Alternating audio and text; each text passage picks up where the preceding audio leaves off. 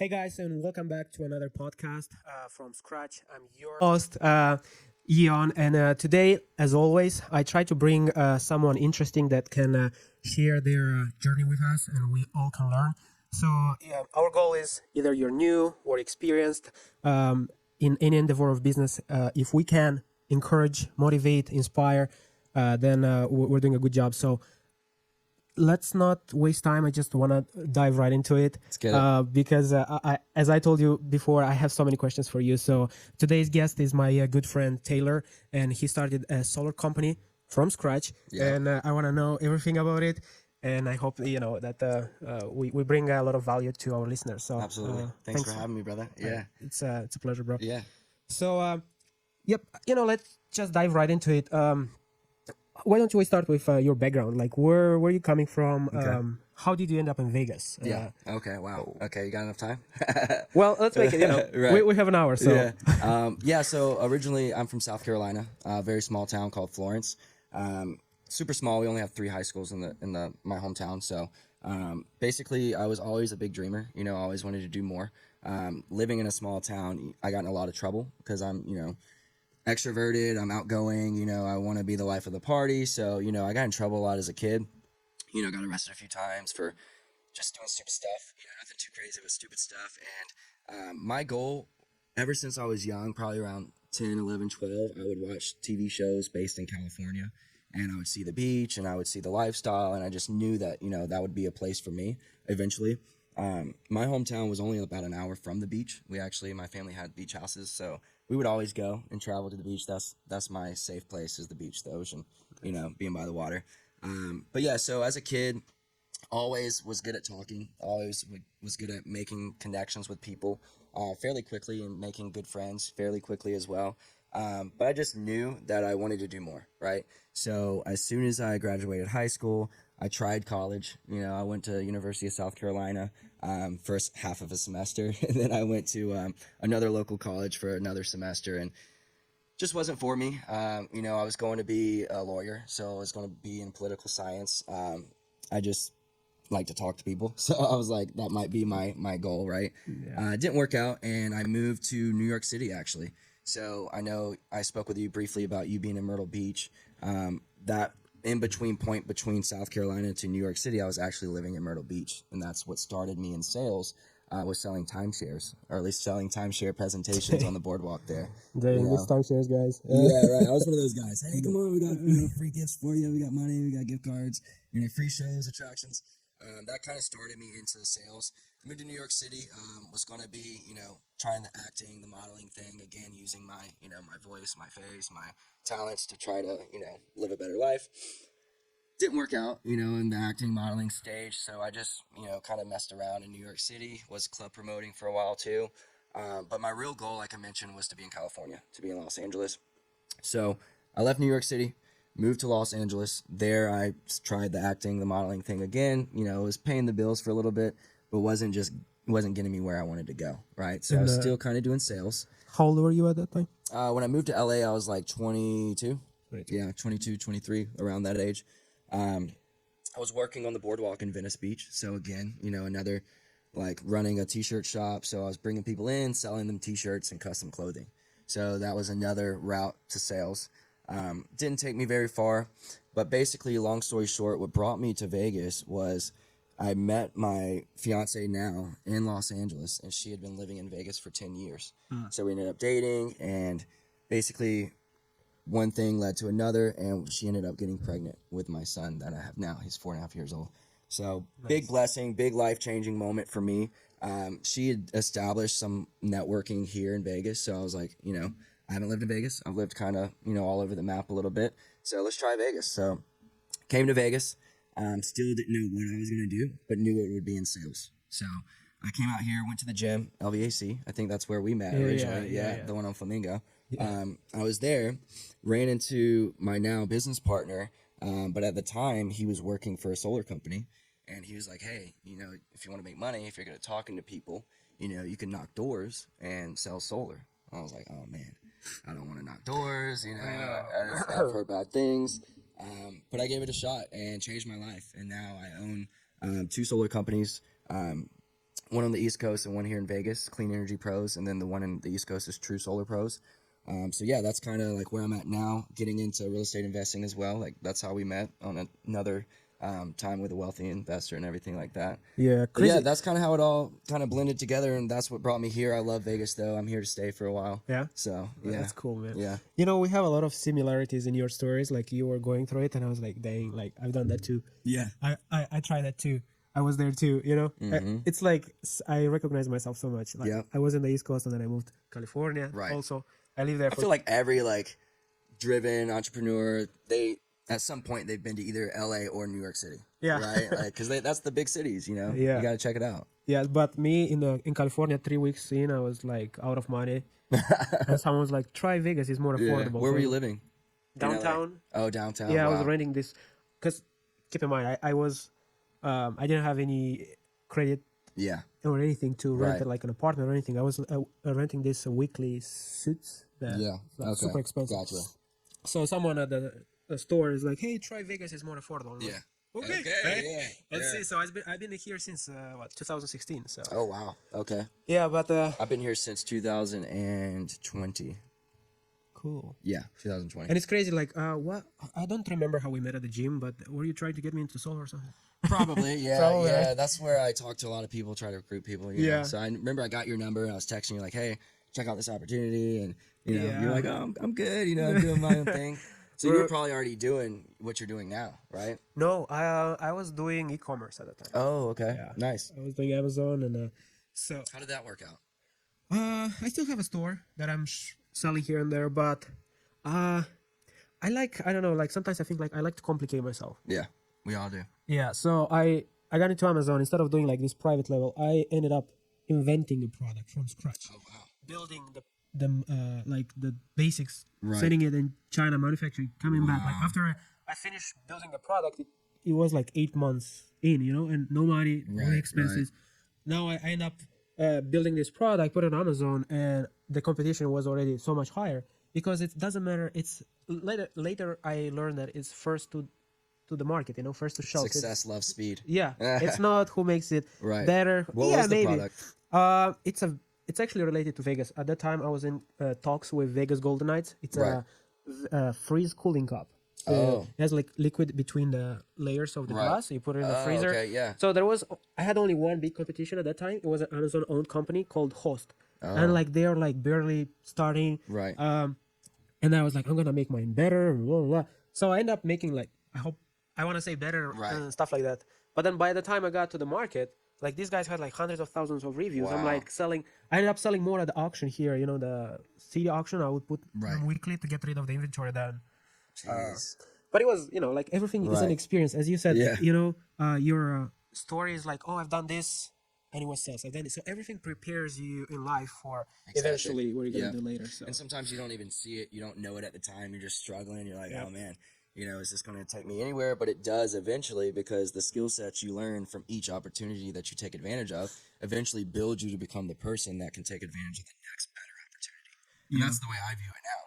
Yeah, and I also think that maybe we ask ourselves why doesn't happen to me now. Right. Maybe you're not ready. Maybe you're not Exactly. ready back in California to start a company. You Definitely didn't wasn't have- ready. You see, Yeah. like you needed to meet these people to learn these skills in order to Right. to become successful. Exactly. I also lived in Texas for a while. I forgot to mention that. Oh, wow. Yeah, That's yeah, cool. Yeah. That's what you know. I told you that I'll be moving, so that was one of my. I was thinking about Texas. Texas is a good state. You're moving to North Carolina, which is a great state too. Me being from South Carolina, I've been to North Carolina so many times. The markets there are growing and expanding, and home prices are still very low.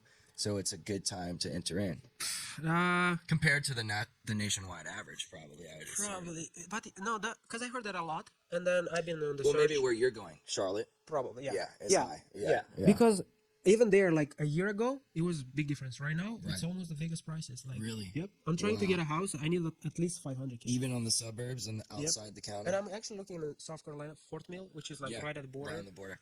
My cousins lived there for a while. Yeah. And I'm like, man, and it says like 3-4 days in the morning, I'm gone. I'm like, Yep. we'll see. But cool, man. What would you say was like one of the biggest challenge for you in this process of starting this solar company? Yeah. Biggest challenge, I mean, just with any business, is getting it going, getting it moving, building the momentum. So for us, like the biggest, I'd say here in Vegas is how many people are already in the industry in this market. So the homeowners, the whole market of Vegas is somewhat saturated with all these other solar companies. So it comes down to how can we be better? How can we market better? How can we provide a better product, a better service, get our name out there? So for us, my team still door knocks. We have marketing side too, bringing us leads as well. But the biggest hurdle with, like I said, with any business is just getting your name out there and providing, a good experience for the customer. So for us, we're just doing more work than most companies are right now. We have, teams of people out there knocking doors daily, starting at 9 in the morning, ending at like 5, 6, whenever it gets dark, really. So it's tough just because solar's been around in Vegas for a while. It's not as bad as California, but just like, us with anything else, we follow California. So, they're overly saturated with solar companies to the point where so many people have gone solar already that the laws are changing for people going solar now. And we're right behind them. Here in Vegas, you can still store your extra power that the system produces inside of the utility, which is NV Energy. In California, you have to buy a battery now to store your extra power. And batteries just make the whole cost more expensive because it's $15,000 for a battery, right? Oh, wow. So, that's the challenge is just, doing good work, being ethical, letting people know, like, hey, this is your price, this is what it's going to be, and not lying to anybody about anything, because I feel like a lot of people, they're not as ethical as most, and they're selling, people things that don't even help them, and they don't let them know, like, hey, for this, if you don't put this amount into the finance, your bill could go up. They're not letting them know those things, so it's tough. And then, lawsuits happen, and, companies can go under or get sued or, have bad reviews because of the unethical people that are representing them. So it's just tough, like with anything, it's tough, but it's so good that I can't say no to it, That's good. But is it like expensive to start like a company like this? Does it involve a lot of? Because for example, I'm thinking from a different perspective. Like you want to start a store, right? Right. You need inventory. You need Right. to invest in this and this. Like when you start a solar company, how do you find which panels you're gonna use? Like, do you go and study? Yeah. Do you go to a solar convention and choose your Right. panels? And how do you know? Like, how do you know the prices? How do you know like all this crazy stuff? Simple. So for me, we're on the sales side, so we don't have to do any of that. So for us, we're not the installation company. So we're not the company that's actually installing the equipment. We're partnered with several companies that have their own product, that have their own equipment. They've already got all this stuff. They're billion-dollar corporations. Got it. We just sell for them, and then they install it. Got it. So this is like a broker Correct. in a lending space. Exactly. They, Yep. oh, makes sense. It's not my equipment. It's not my product. It's not my service. I'm just connecting you to them. So your two main components would be marketing and sales. Correct. And operations of the sales. Yeah. But that's it. However we choose to market, whatever brings the most leads, that's what we go with. And we just sell the deal, whatever the deal looks like. So right now I use like 4 or 5 different lenders that we could use. Some being finance, some being leases, some being PPAs. So each company offers a different product depending on the customer's needs that we can give them, right? So it comes down to you as a customer. How old are you? Do you still file taxes? Do you have income that you pay taxes on? Are you retired? Are you planning on staying in the home for a while? Are you planning on moving? Like all these factors apply. So I just give them the best solution for them. And it varies, right? It's pretty cool. Yeah. So really, like, to answer your question, there's really no money out of pocket to start a solar sales company. Yeah. Yeah. I'm telling you, I'm overthinking sometimes. Most Yeah, of the time, I'm right. like, bro, you need this and this. I'm Right. imagining this huge building with departments, Right. Uh, I mean, my installation company that I'm partnered with, they have a warehouse where they store panels and all that stuff. But that's on them. They get a cut of each deal. We get a cut of each deal. And, the finance company gets a cut of each deal. and then the salespeople that you manage, are they only commission based? Yeah. So, Wow. So you have no risk. Yeah, exactly. Well, Dang, right now, that's so that's where it gets tricky now. This year in Nevada, the laws actually changed. So as someone that closes the deal, they have to be W-2 to the installer. So, or people that close, like the sales reps that close the actual deal, it's a split. They're W-2 for how many hours they're in home. So technically, it could be 10 to 20 hours a week. They're getting paid W-2 for that, and then they get the remainder in the commission for the lead generation. So technically, I'm a lead generation company on the solar sales side. Yeah. But yeah, most of the reps, that if they're just setting the leads or if they're knocking the doors, they're strictly commission, which is coming from the lead generation side. But since Nevada changed their laws and now you have to be W-2 because of all the people being unethical, like I was mentioning, they have to be connected to an installer as a W-2 for basically to show on record, like, hey, this person is tied to this company, because there's been so many people that create their own little solar sales company and they're selling all these products, services, and they're untraceable, and they're getting over on people, and now the government's cracking down. They're like, hey, you guys are making outrageous amounts of commission, people are getting screwed over, so it's got to be more traceable now. And talking about commission, I know you were posting the other day that you're looking for people to join your team, and that they make a solid amount of the money. And can you share like how much a door guy can make? So I think a lot of people will be interested in. Yeah, easily 6 figures first year, entry level. The way it works, say you're good at talking with people, you're not afraid of rejection, you know how to knock doors, you know how to use referrals and ask for referrals and get more leads. Obviously, as leads is everything, right? So if you got more leads coming in, you close deals. Typically, the average deal, I would say for someone starting off, is anywhere from $3,000 to $7,000 just for their part of the commission. But that depends on the system size. There's a lot of variables. But typically, you could say average of $5,000 for their commission per deal, right? So if someone's doing, 2 deals a month, 2 to 3 deals a month, that's 30 days, right? It's simple to do.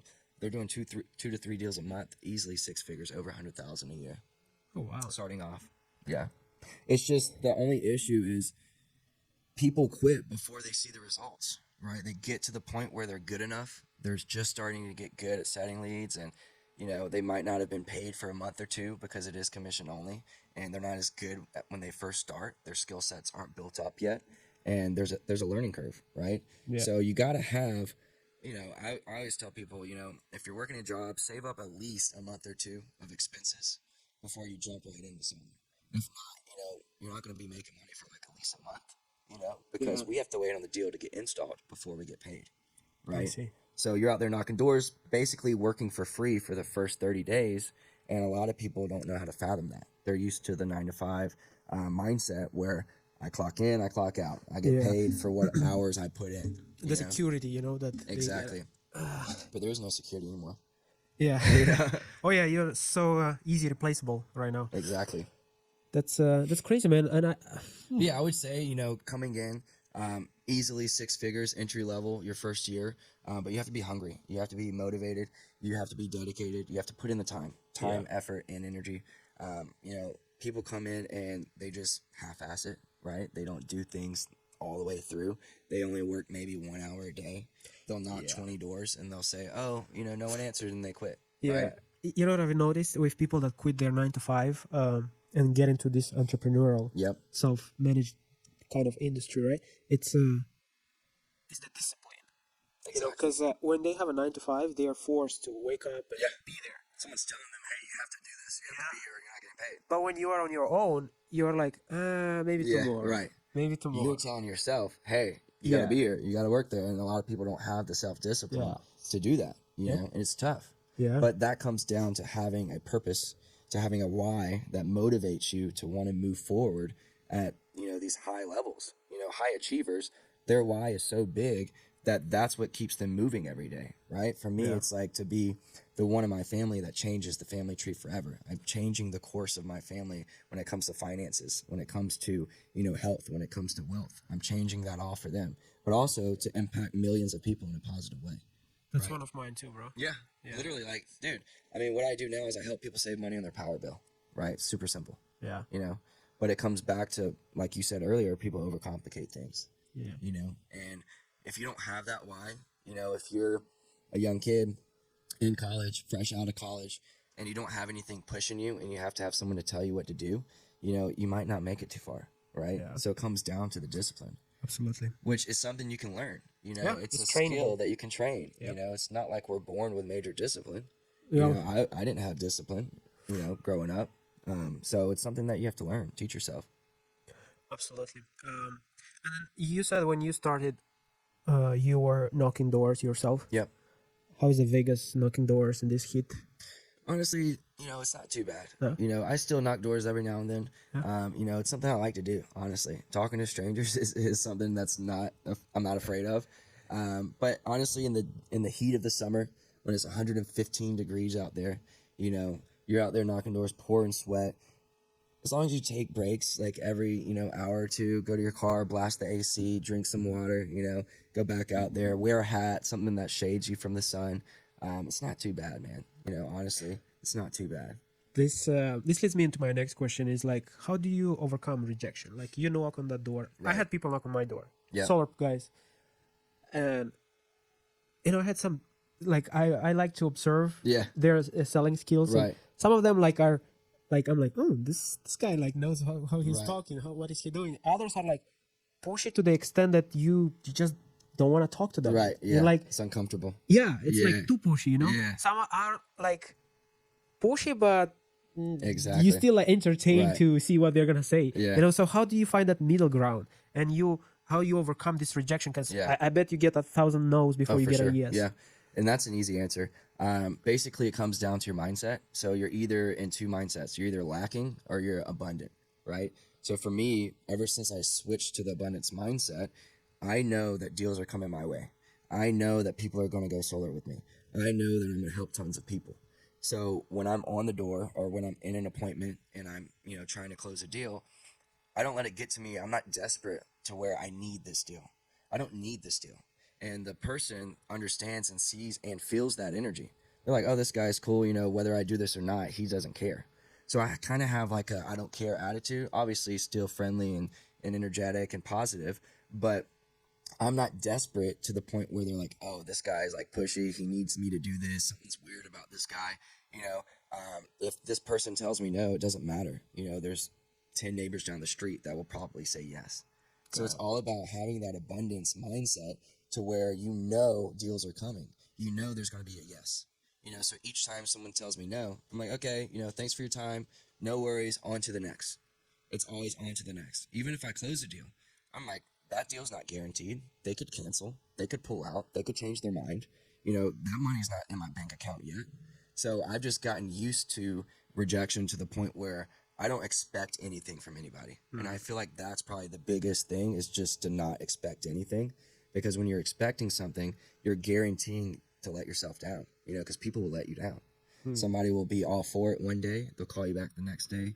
Cancel everything. We changed our mind. We don't want to do it. And you spent an hour, 2 hours convincing them that this is the best thing ever. And they were all for it. And then they changed their mind. So it also comes down to me being burnt so many times by that. In the beginning, it was hard, obviously. But I had people cancel and people tell me no after saying yes, to where I was like, okay, I don't know if this person's going to stick it out until we get the install done. I don't know. So for me, what I do know is as long as I'm bringing in leads consistently, some are going to close and go through. Some aren't. So it's just knowing that, hey, some are going to say yes, some are going to say no. Whatever the outcome is, I'm happy with either or. I'm happy with the yes, I'm happy with the no. Because it's about the process, not the results. Yeah. So you focus on the process, falling in love with the process. For me, that's getting leads, right? Whether it's for my guys, the marketing team, or even my own referrals, my own door knocks. It's all about falling in love with the process of generating leads. Because I know that if you know, there's a saying, if you throw a bunch of mud at the wall, something's going to stick, right? So it's like if you throw a bunch of leads at the wall, something's going to stick. Yeah. Just having that abundant mindset, yeah. I love it. Cool, man. And what's the usual time frame from a lead to install? So a lead to install, so say we get a lead today, you know, I have an appointment with them today or tomorrow, it closes, we get up on the roof, make sure that the roof is in good enough condition, because we do put a warranty on the roof as well from leaks, damages, broken tile, anything like that. We do permits, plans, designs, HOA approval, all that stuff, we get it squared away. And then the installation is normally within 3 to 4 weeks from the close. And then the system will be turned on within 3 to 4 weeks after the installation. So from start to install, about 3 to 4 weeks. Okay. And we all- get paid at the installation. yeah, and all that process of permits and stuff, it's your job or the company that installed The it? installation company. Okay. Yep, they do it all. Cool. That's what I'm saying, man. I'm just, hey, connecting the dots, right? It's the best job in the world. Exactly, exactly.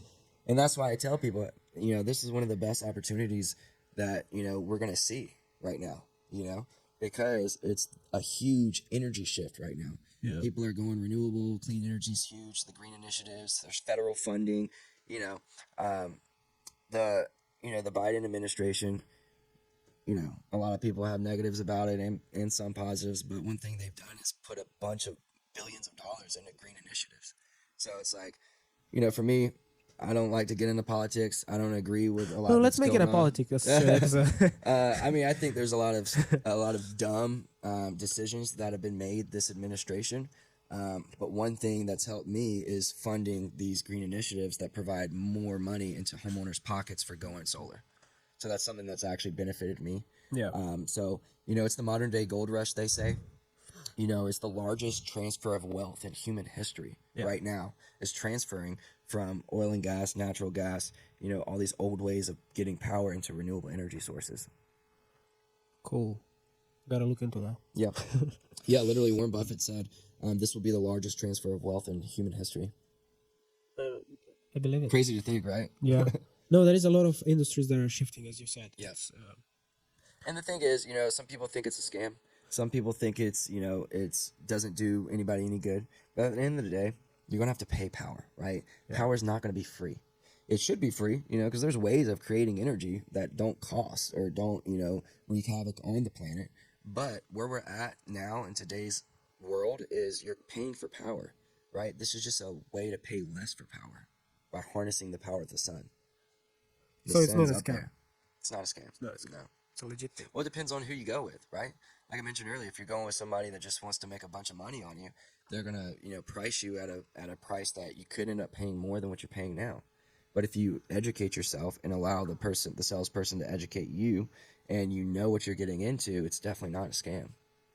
Is there like a price difference if I would go with you guys being like a intermediary? Yeah. And with the original company? No, not necessarily. So for me, I am a dealer. So, I'm a broker.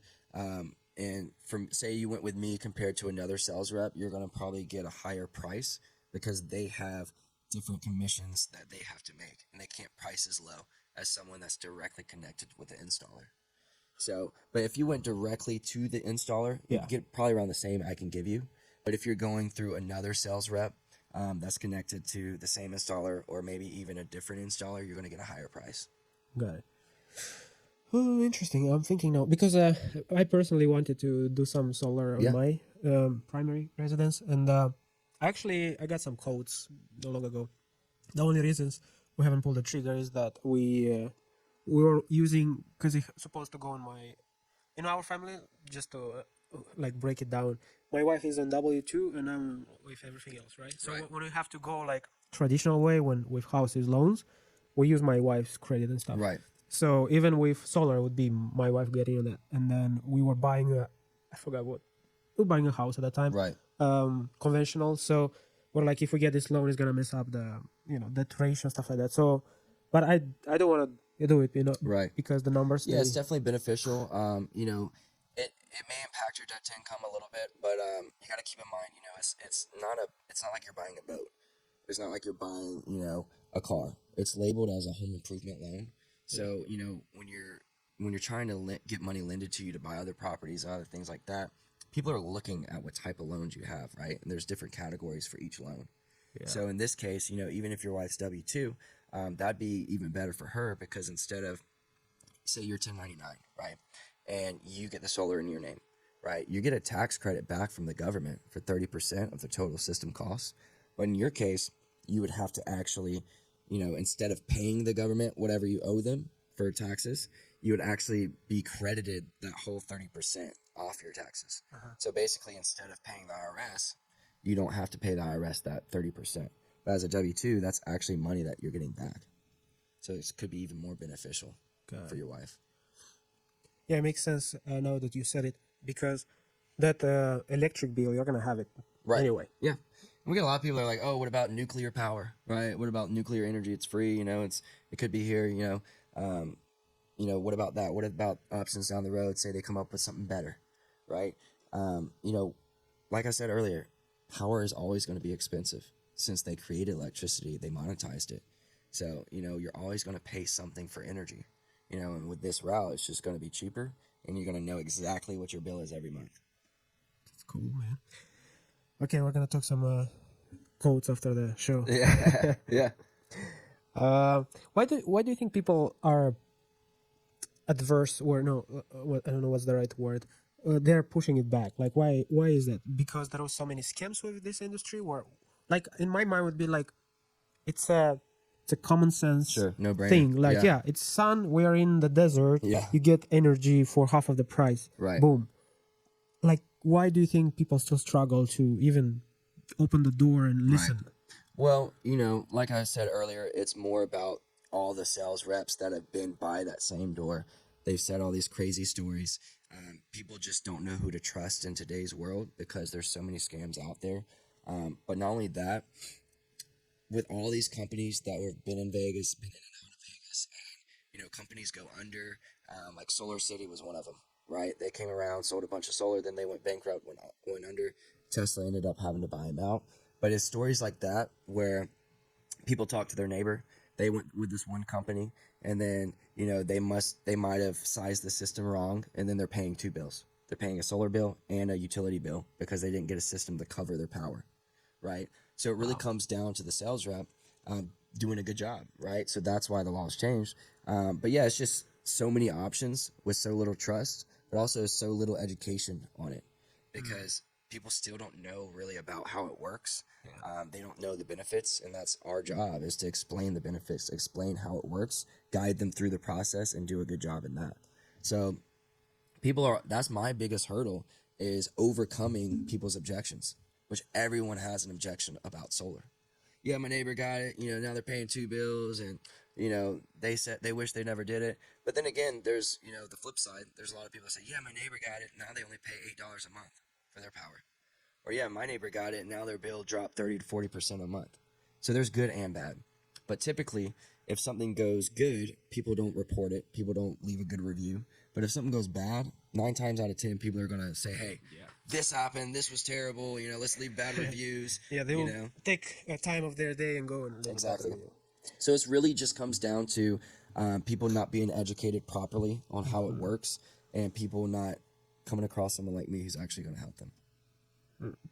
Do you guys have a lot of referral connections with the roof companies? Yeah.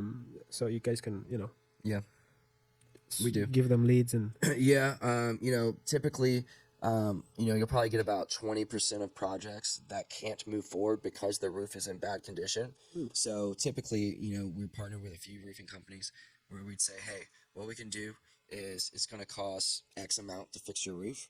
We can actually roll this into the cost of going solar, to where your monthly payment for the solar and the brand new roof would actually be less than what you're already paying for your power bill. So that's always an option. And that's interesting. How does the roof guy gets his money? So they get paid from the amount that we add on to whatever finance is. Say the solar system costs $30,000. Say the roof costs $15,000. We would do a loan for $45,000, and then they would get the $15,000 from the installer company. It's cool. Exactly. What percentage of houses do you think in Vegas are covered with solar right now? Yeah. I think the number is like 38% residential. 38% of houses already have roofing? Yeah. Yep. Oh, wow. Yeah, and there's a mandate for Nevada that passed on the last ballot, question 6, choice of power, to where now 50% of power in Nevada has to come from a renewable energy source. So that's why they're pushing for it right now, because of that 50% mandate already in place. So residential, I'm pretty sure it's around like 38% or so. 38% of houses in Vegas have solar? Yep, somewhere around there. I could be wrong, but I'm pretty sure I recently looked at the number. It was around that. That's a pretty big number. But even a more surprising number is, I think it's like 70 to 80% of the strip is renewable. Not even just from rooftop, but from solar farms that they're planting around the desert. They're pulling from renewable energy that's not going straight from NV Energy. So Wow. that's even crazier number because there's not that much roof space, these Yeah. tall towers, but most of them are pulling from renewable energy sources. Oh, Yeah. that's awesome. I think the MGM, um, something like the MGM is like 90% renewable right now, something like that. Yeah, I need to step up my statistics because I haven't looked at it in a while, but I'm pretty sure it's up there. Wow, cool, man. Uh, Because like you said, we're in the desert. The yeah, sun's always blasting. yeah, The only true cost is the cost of the panels and the equipment. That's it. If you put it, how can you put a cost on power? Well, it comes down to how many panels you need. The equipment's only a certain true cost, right? It's not like where the utility has to increase rates every quarter or every year because they're buying different power sources from all over that increase over time, right? There's a true cost to the equipment yeah, because there's no cost to the sun's power, yeah, if that makes sense. yeah. Like the sun's not charging us to send rays Thanks God. to the Yeah. earth, right? you know? Cool. Yeah, it's impressive. Interesting story.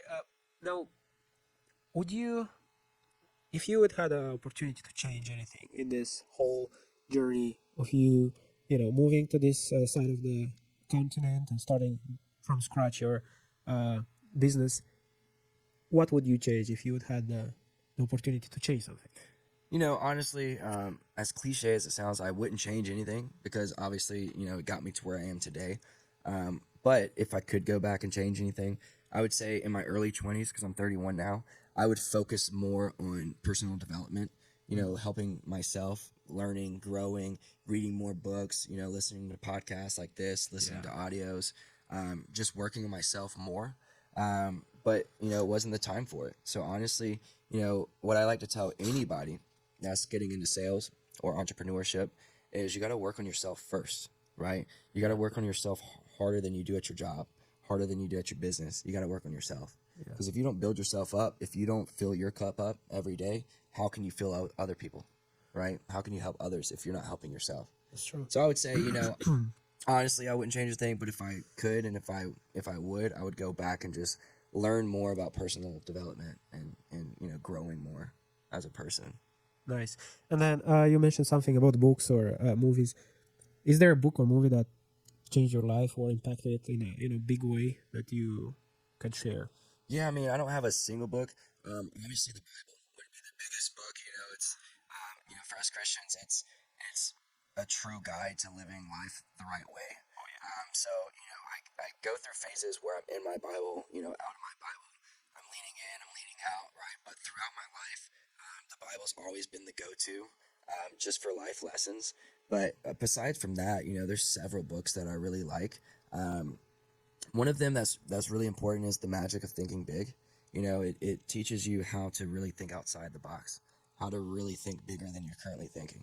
Because at the end of the day, we're just limiting ourselves, right? Because us as humans, we were created with God's power, right? He created us to be like Him in His own image. We can create anything. We have unlimited power through God. And if we're not utilizing that, it's because we're not either A, close to Him, or B, working on ourselves and learning about ourselves, right? Because, we're limitless, right? So you got to think outside the box. I relate to that book, Magic of Thinking Big, because it teaches you, how to think bigger than you're currently thinking. Because if you're not thinking big, you're going to remain thinking small, Yeah. But there's tons of books. I have a whole list of them in my notes that I've read over the past few years.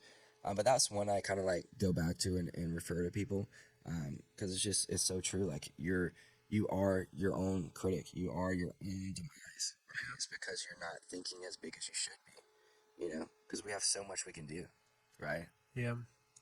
Yeah, we're all always pulled back, by the environment, by the people, Yep. even our closest, Right. don't believe in you. And Exactly. you try, even if you try to think a little bit bigger, like you stop right away. Like, Right. you crazy. Yeah. Go do Right. your. What's crazy too is a lot of people say that. I don't know if it's just me or if it's just my family, but my family's kind of always supported me. Even when I left home at a young age, my family, like anytime I started something new or did a new opportunity, they were always like, "Yeah, you can do that. You could be great at that. I feel like that would be good for you." I wish that I had a story where people were like, "Nah, you suck. You're never gonna make it." But I haven't heard that much in life to where that's what what makes my belief in myself even stronger is that when I do tell people my big visions, my big goals, most of the time they're like, yeah, I could see that. You know, yeah, I think you could do that. It's cool, man. And I'm like, okay, you know, where's the people that are hating on me, you know? I'm sure there are out there, but, you know, they don't say it to my face. That's good. It's important to have this. Well, I have a supportive family. You know, even though they're not physically here, you know, it's just me out here with my fiance and our son. They're still, you know, with me emotionally and supporting me. You know, I talk to them daily. You know, they think I've just, you know, they think I'm already super successful and I'm already like made it, right? Yeah. And in my mind, I'm like, oh, I'm nowhere close to where I need to be, you know, because I'm like, I'm just getting started. You know, and they're like, you've already done so much. You've, you know, did this, and you've made it, you know. But really, I don't think I'll ever make it. You know, I'm always growing because my goals are always expanding. My goals are always growing. So there's no made it for me. Yeah. You know, people around me are like, oh, you're successful, you know, this and that. I'm like, I'm not successful at all, you know? What about this guy over here? He's successful, you know? So I'm constantly like not comparing myself to others, but I'm, you know, looking at other people in different businesses and how they operate and how they are in their life with their families, with their friends, with their businesses. And I'm constantly looking at them and seeing what I can do to get better at my own craft, at my own business, right? Yeah. So Cool, man. Now I got a set of questions that are more like into probably mindset and get to know not only the business part of you, but you know something probably more to like the human side of you. sure. And one of it that I like to ask everyone is like if you were to get stuck in an elevator with someone for a day, Yeah. it could be a business person, a famous person, anyone. Who would that be and why? Interesting. Do they have to be alive? No, Okay. not necessarily. Okay. Well, I mean, obviously Jesus, but you know that'd be. I never thought of that. That would be crazy. You said alive, or not alive. Yeah, no, but I was thinking like human Right. race, but like, Right. wow. Yeah. I didn't even think about that. I would say Jesus, obviously. You know, I'll see him one day. But you know, anybody else, I would say probably Elon Musk right now, like in today's like current environment. Yeah. Just because he's got so much going on, there's so much knowledge that he has, and I would just pick his brain. Like, hey man, how do you deal with all this going on up here and you know still live, right? Still operate. Like, how do you deal with that much, right? That dude is crazy, man. Yeah. I've heard this joke that I thought it's funny. That what if Elon Musk is actually an alien that is trying to escape Earth and he's trying to build his rockets and go back to? Could be. You never know. And I'm like, yeah. Honestly, it wouldn't surprise me. Yeah, man, that dude is. It like wouldn't surprise me at all. Yeah. But it's inspiring, you know, just seeing like I said earlier, the human capability, right? Like we have unlimited power, right? Anyone can be an Elon Musk, anybody, but they're not believing in themselves enough to do it. They don't believe that their minds are capable of doing all that he does. Yeah. But we are. Each one of us could do what he does. You know, he's just spent more years practicing and learning and growing, you know, because we all have the same amount of time every day. Yeah. He's just probably filling his time with more productive, you know, things. Yeah, a lot of time I think about this time management because I go back to what you said. Like we all have the same 24 hours a day. Yep. How is that someone achieves this amount of success or whatever, or money, whatever you know you want to count, and someone doesn't? You know, and it boils down to the time management and Priorities. Doing time blocking. You know, there's someone that says, "Show me your calendar, I'll show you your success." So typically, people that are not successful, they don't have a calendar. You know, they don't have anything in their calendar. For me, I live out of my calendar. You know, I know what I'm doing every day, down to the minute. You know, down to the hour. You know, and it's really about choosing every day what priorities need to be first. Like, hey, this thing right here makes me money, right? Whatever this thing is, that should be a high priority. Or, you know, this time right here is when I need to spend with my family to build the bond with my family. Or this amount of time right here is when I need to be working out or working on my fitness. And this time right here needs to be faith, where I'm praying, meditating, reading my Bible, whatever it is. All right, so you have to set times where things that are more priorities, you're placing priority on. And how do you do that? You give it time. Yeah. You know, anything that you want to put more attention into, anything that you want to grow or get better at, it comes down to putting more time into, right? So someone like Elon Musk, he just put a lot more time into learning about rockets, about cars, about electricity, like all these different things. He just focused more time on that. He might not have put in a lot of time into faith or family or fitness. You know, he's not a super strong guy. So it's like you can put time into anything, and wherever you put that time, it's going to show in your life. Absolutely. Right?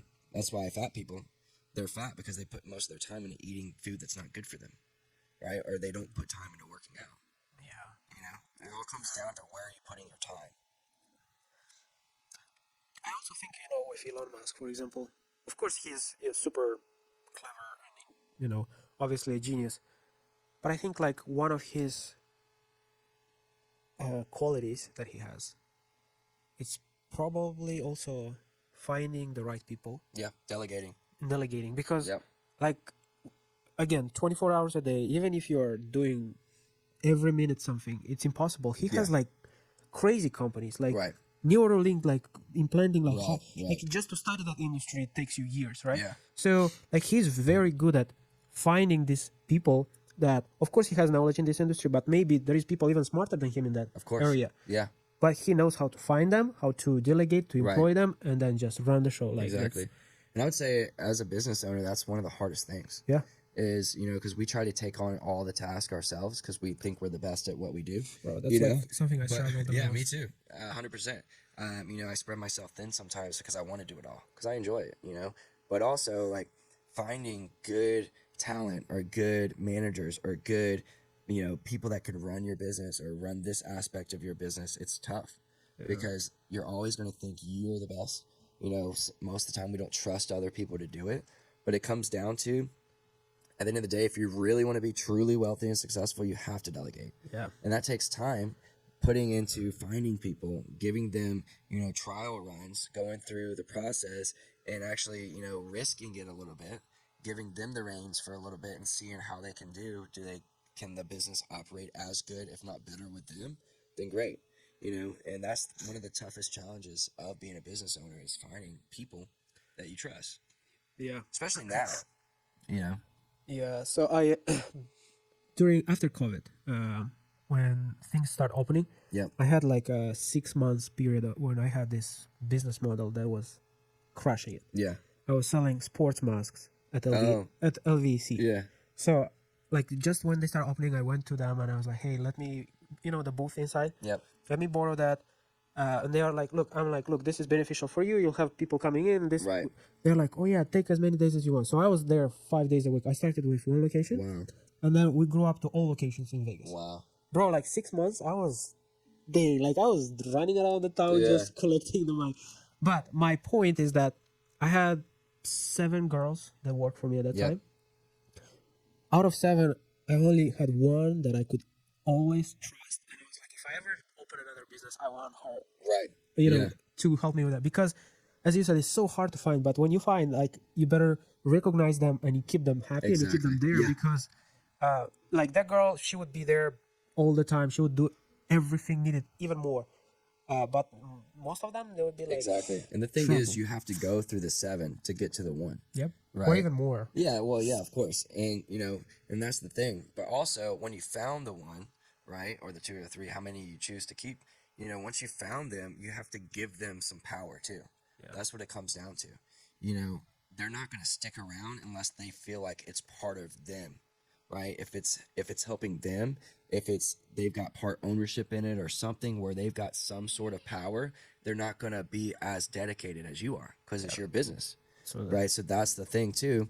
The bigger you get, the more you scale, and the more people that you have, that you employ, you have to delegate some equity, right? You have to delegate some partnership percentage. You have to delegate some profit share, right? Because at the end of the day, no one's going to just keep working for you, getting paid the same amount as when they started. Makes right? sense. So it's like as you grow, they have to grow too. And that's the tricky part. Makes sense. No, it's I agree with you, and I told you it's something that I struggle a lot with. Like I feel like nobody can do better than me, Right. and that keeps me where I am. Right. Growing. So Exactly. I have to get over that for sure. I'm in the same boat. I love to do what I do, but like I said, in order to really scale, you've got to find people. You have to. Yeah. Now, if you would meet yourself I don't know, younger self, 17, 18 years old? Maybe we're repeating, but like, what would you tell yourself? Yeah, well, I would tell myself literally stay away from drugs, stay away from alcohol. You know, at 17, I actually did a video on this yesterday. I flipped my car 8 times on a dirt road. You mean like, Yeah, flipped. Yeah, rolled. because I used to rolled. flip cars. I mean, like, Yeah, buy them no, and no, sell not them. buying and selling. Like literally, physically, the car flipped 8 times, and With you I didn't inside? have a. Yeah, I was inside, and I had a guy in the passenger seat. Luckily, neither one of us got seriously injured, but I was drunk at 17, drunk driving. And it still didn't wake me up. I still continued to drink. I still continued to drink and drive. I thought I was invincible. Maybe it was because I didn't get seriously injured. But I continued to, partake in drugs, alcohol, partying at a young age too. So that's something, if I could go back, I would tell myself, hey, just stay away from it for now, right? Maybe later on in life you could have fun with drugs, alcohol, whatever. But right now, try to stay away from it, because I spent so much of my late teens and early 20s just wasted away having fun, literally partying almost every night. Back to what I said about New York City and LA. I was always club promoting. I always had free access to any club, bar in the city. I really took advantage of it, and that got me nowhere. So I didn't get ahead until my mid-20s when I started focusing on actually personal development and building something, building businesses, getting better at sales.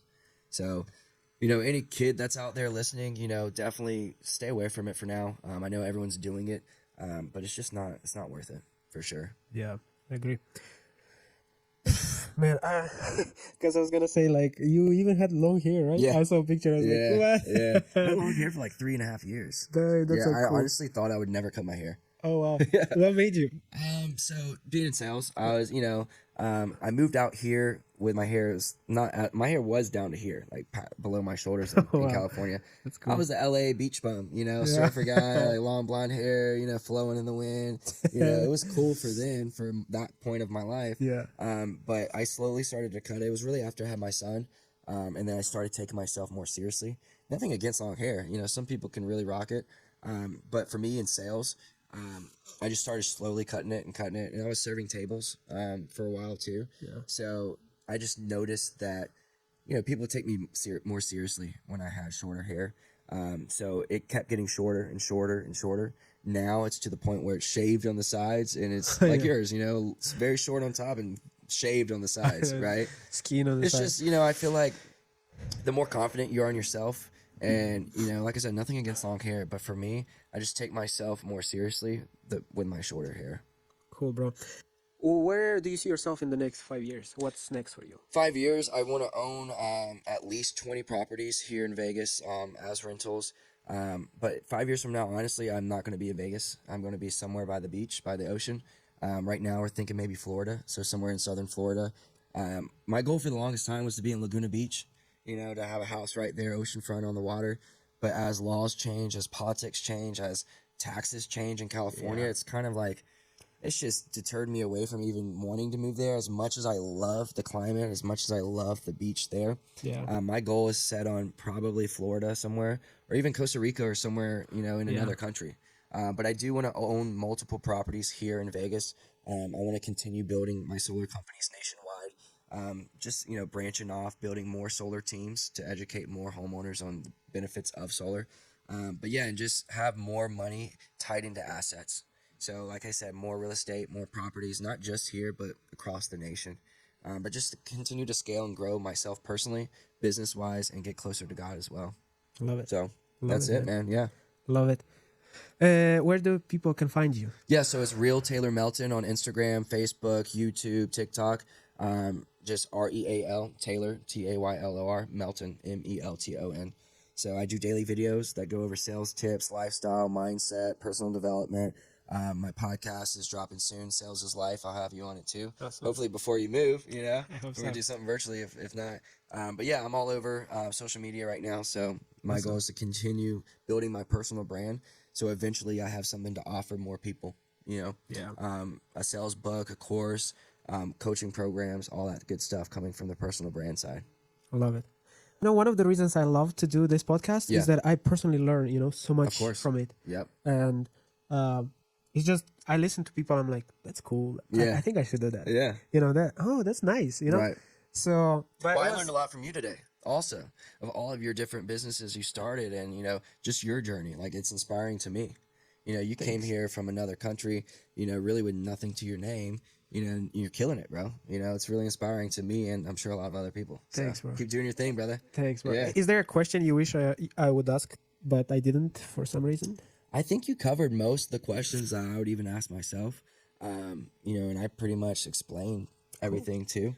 But really, my thing with sales is life is sales is related to every aspect of our lives.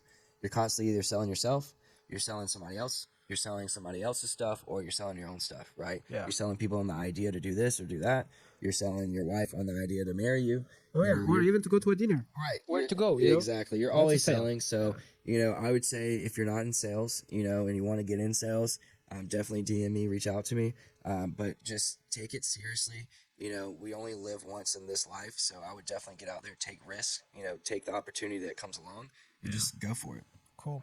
And yeah, guys, if you want to make some nice amount of money this summer, we got my buddy Especially Taylor this here. summer, rates are super high right now across the board nationwide when it comes to energy.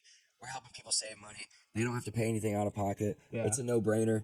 Come work with me. We'll help you get paid. See, just easy, six figures the first year, like just Easy. no brainer. Like, Just do it. just contact Taylor. Come on. Yeah, exactly. Okay, guys, thank you so much. I'll see you on the next one. Thanks for having me, brother. Thank you, bro.